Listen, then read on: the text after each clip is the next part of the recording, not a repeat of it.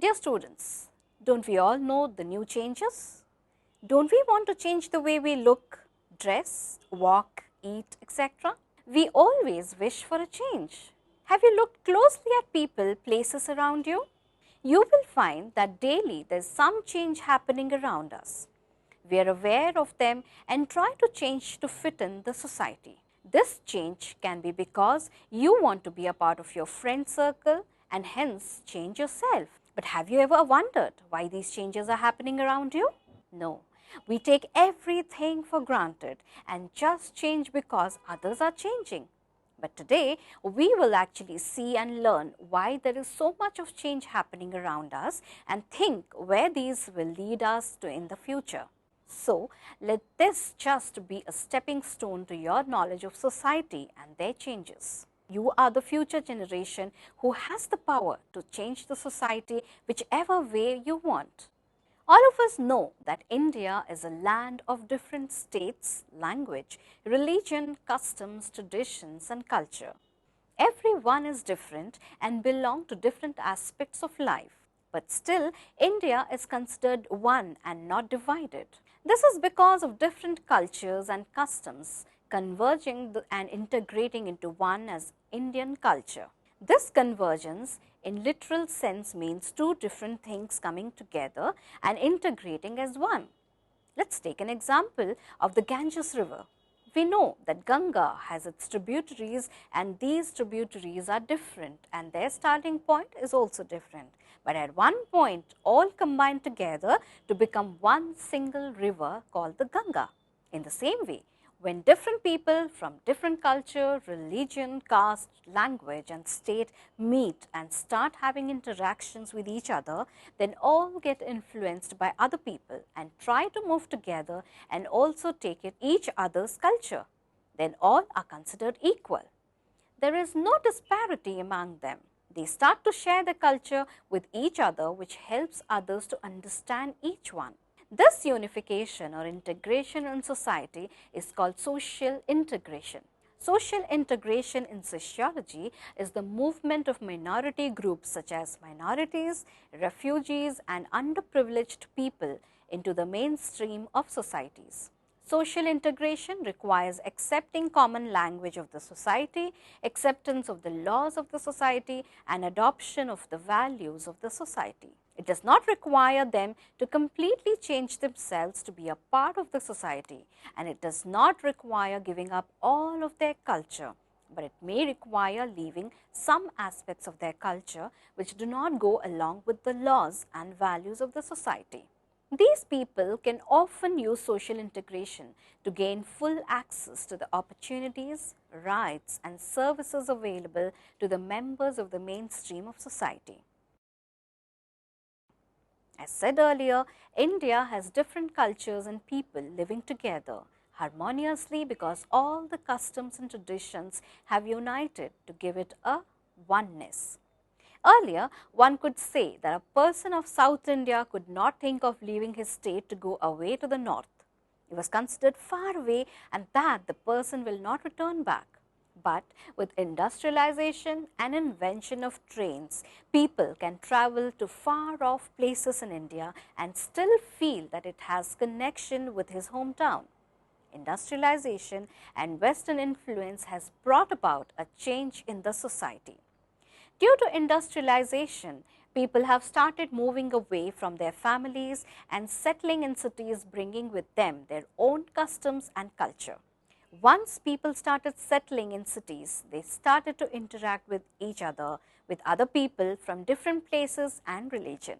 This brought a change in the outlook of people.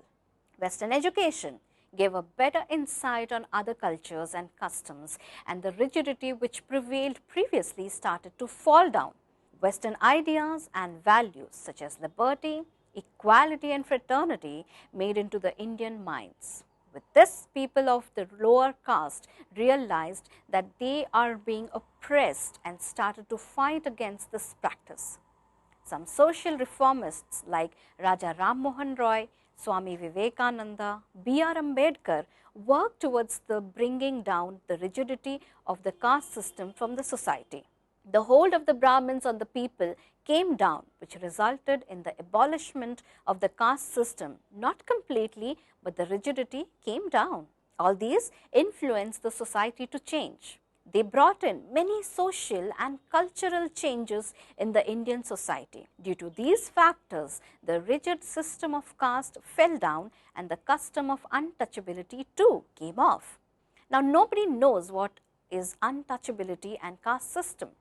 Everyone is equal in the new society. In the present city society, no one asks anyone about their caste. They are more interested in the person but not in their caste. People also do not see other people's caste to make friends. One can say that caste system is not so rigid now, as one can see some kind of movement. Now, the lower castes have started to claim higher status by imitating the lifestyles of the upper castes in their attempt to raise their social status, by which the new society has class system and not caste system. Social class, as it is called in the modern times, is a social stratification which is universal in nature. One can find class system all over the world. Social class is a group of persons having a definite status in society. This represents a group of professors, artists, doctors, engineers, students, etc. This class is a status group as people perform different things and pursue different work. This status is acquired from the society and birth is not a criteria to be a part of this status group. A social class is distinguished from other classes by its customary way of behavior or lifestyle. The lifestyle include matters of dress, the kind of house or neighborhood they live in, means of recreation, mode of traveling, the way they spend money, etc. This shows what class or status they belong to in the society. Now, we can broadly classify them as upper class, middle class and lower class. In each class, one can find people from different castes also. Hence, we can say that caste system has paved its way to class system. The modern society is a mixture of people from all places, religion and state. We can say that every man represents his or her culture. When they unite together in a society, a new culture is born. A culture is that which has integrated the different cultures and customs and gives a unique culture to the society. Shaking hands or saying namaste with folded hands as a greeting, different types of dresses worn which are again from different parts of the country and abroad, eating with your hand, cooking different types of food are a few examples of culture taken in and used by everyone. Languages are learnt, like people of South India have started speaking Hindi, which is the language of the North. Similarly, people of the North who have settled down in the South Indian states and have learned local regional languages. With people becoming educated and coming in contact with the Western ideas and values, have started leaving their joint family system to become nuclear families, where the partners have become equal. Both of them have started working and women have started becoming more independent. Because of this, they can adjust to the different cultures that they have come across in their life and slowly and unknowingly integrating it into their family life too. This has brought about a change in the way family members have started looking outside their homes. Since they live in a multicultural society, they tend to even accept the different customs and traditions with an open mind. This modern society has developed culturally and socially to the extent that people have started exchanging their customs and traditions with other countries also. We can today see many foreigners working in India and vice versa. This exchange of people has brought a wider outlook of people and they have started enjoying each other's company, lifestyle and customs. Intercaste, interreligion, interstate, intercountry marriages which are prevalent now has also contributed for the different cultures to be integrated with each other. We can see now that many foreign customs and traditions are becoming very popular. In olden times, one used to celebrate only their festivals and follow their culture and tradition. But now, one can see that most of the festivals which are popular are celebrated by everyone. No one thinks that they have to celebrate only their festivals as the others are not for them. In India, we can see that some of the festivals like Holi, Diwali, Christmas, Eid are celebrated all over the country. Even the Western traditions like Father's Day, Mother's Day, Valentine's Day are also been celebrated like our festivals. There is no disparity between our traditional festivals and theirs. Both are given equal importance. One can also see that the marriage outside their caste has brought about two different cultures and traditions together. Take the example of a North Indian boy marrying a typical South Indian girl. In their case, both come from a very different state, culture, tradition, etc. But still, when they get married, both the partners as well as their parents have to make adjustments in their life. They continue to celebrate both customs and traditions of each other and give their children the best of both. This has led to children becoming more broad-minded and they can easily mingle with the new society. Till now, we were talking of culture, which was internal and personal to people. Now, we will talk of culture, we mean all the man-made objects such as tools, from the Stone Age to the present time of tools which are very sophisticated, automobiles, roads and all the physical substances which have been made and changed along the years. The modern equipments like a telephone, television, printing press, currency system are all material cultures that have been invented by men and exchanged and shared by everyone in the world. All these were part of some type of culture that existed when man started to evolve and became civilized. These material things have never stopped to exist and is still changing its form and is being used and shared by everyone. This material culture has been invented and is still being invented. Hence, we can say that invention is the mother of this material culture. All inventions are based on previous knowledge. Hence, with the discovery of stone to make weapons for hunting and the knowledge of fire making has led to newer weapons for hunting and making fire. If the early men had not invented and passed on that knowledge, then the newer inventions could not have been possible. This change of culture or passing of culture from one society to another is called cultural diffusion. Future trends. We have seen how the present society has become multicultural and the factors that led to this change. We also talked about material culture that has evolved and shared by everyone. We can say that culture is not going to remain the same. It is dynamic, that is, it will keep changing from one form to another, but it will still remain in the society in one form or another. With newer inventions, new additions to our languages, new forms of art and dance, new rules will all bring new forms of culture. One can also say that even though culture might change, but people will not be able to give up their old values, customs and belief in favor of new ones. Even though the new generation people will not agree to this, but that is what will happen. People will change to a certain level but keeping their culture also. We can see that Western culture is picking up in India and will do so in future, but the new society will never forget that root. They will try to incorporate both these cultures together and enjoy the best of both the worlds. The people in foreign countries are so impressed with Indian culture and tradition that they are trying to incorporate our cultures into them. In West, joint family system was never heard of. But with contact with the Indian culture, they have also started accepting the good points of having extended members and trying to incorporate it in their families. In some places abroad, people have started to consider marriage sacred and not a contract which has been influenced by India. They love our diverse culture so much that they have started wearing Indian clothes and eating Indian food. They have also started coming to India to even get married in Indian style and tradition.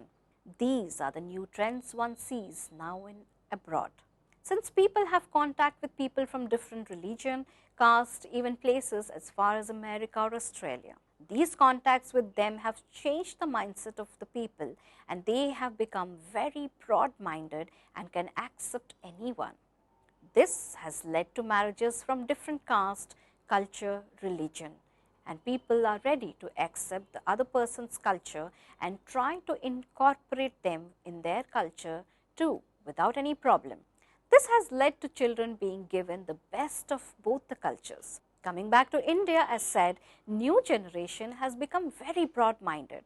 They are not concerned about caste system, but are more concerned about the class status. Everyone wants to go up the social ladder and receive all the material gains which that class gives. They are also willing to make minor changes, but not any drastic changes. The new society is a mixture of all types of people, language, customs, etc. This has created oneness among the people. There is unity among them. They can now relate to many people and learn new things, which finally makes them more broad-minded and easily adaptable to the new ways of life. In olden days, a person had to marry from his or her own caste and religion.